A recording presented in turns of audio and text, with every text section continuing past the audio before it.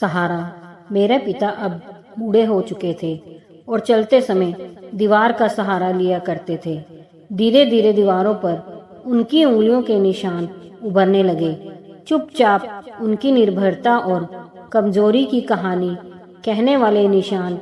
मेरी पत्नी को यह बिल्कुल पसंद नहीं था। वह अक्सर शिकायत करती कि दीवारें गंदी हो रही हैं। एक दिन पिताजी को सिर दर्द था। उन्होंने सिर पर तेल लगाया और चलते हुए दीवार को सहारा दिया, जिससे तेल के दाग भी दीवारों पर लग गए। इस पर पत्नी ने मुझ पर नाराजगी जताई। मैंने गुस्से में पिताजी को डांट दिया, कठोर शब्दों में कहा कि वो दीवार को ना छुएं। पिताजी चुप हो गए। उनकी आंखों में दर्द था। मैं भी शर्मिंदा था, पर कुछ कह नहीं पाया। उस दिन के बाद पिताजी ने दीवार का सहारा लेना छोड़ दिया। एक दिन संतुलन बिगड़ने से वो गिर पड़े। कूल्हे की हड्डी टूट गई। सर्जरी हुई, लेकिन शरीर ने साथ नहीं दिया और कुछ ही दिनों में वो हमें छोड़कर चले गए।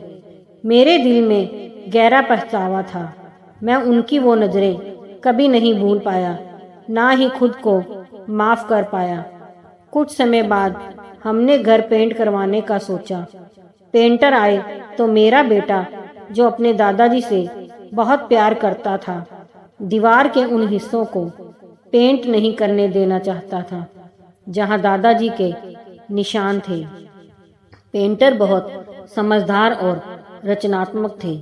उन्होंने आश्वासन दिया कि वे उन निशानों को नहीं मिटाएंगे, बल्कि उनके चारों ओर सुंदर गोल डिजाइन बना देंगे, ताकि वे दीवार की सजावट का हिस्सा बन जाएं। और ऐसा ही हुआ।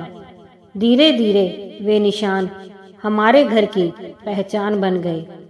जो भी घर आया, दीवार के उस हिस्से की तारीफ किए बिना नहीं रह पाया, बिना ये जाने कि उसके पीछे एक कहानी है। समय बीतता गया। मैं भी अब बूढ़ा हो चला था। एक दिन चलते समय मुझे भी दीवार का सहारा लेना पड़ा। तभी मुझे याद आया कि मैंने पिताजी से क्या कहा था, और मैंने खुद को बिना सहारे चलाने की कोशिश की। मेरा बेटा ये देख रहा था। वो तुरंत मेरे पास आया और बोला, पापा, दीवार का सहारा लीजिए, आप गिर सकते हैं। और फिर मेरी पोती दौड़कर आई और बोली, दादू, आप मेरे कंधे का सहारा लीजिए। मेरी आंखों से आंसू बहने लगे। काश मैंने भी अपने पिताजी के लिए यही किया होता। शायद वो कुछ और समय हमारे साथ रहते।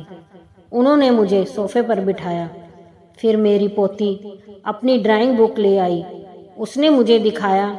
उसकी टीचर ने उसकी पेंटिंग की बहुत तारीफ की थी। उस तस्वीर में वही दीवार थी जिस पर दादाजी के उंगलियों के निशान थे।